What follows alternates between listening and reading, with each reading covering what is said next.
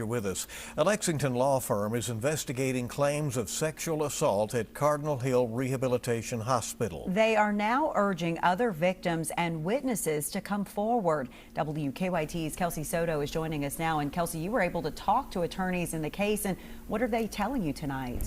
Well, is representing one of the patients who says they were sexually assaulted while at Cardinal Hill Rehab. The woman reported being sexually assaulted by an employee while receiving care after an operation.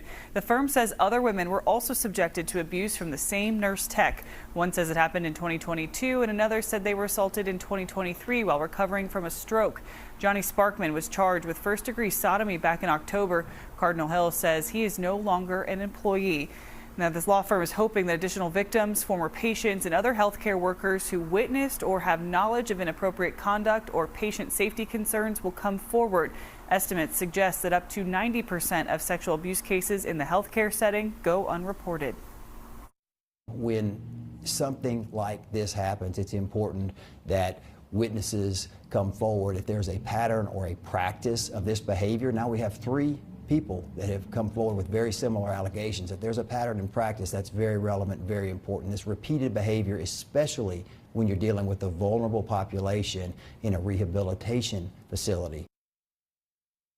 Attorneys say the most recent incident reportedly happened within the last 2 months. Now, if you know anything or have information that you can share, you're asked to contact them by calling 859-550-2900, or you can visit their website at mvmlaw.com.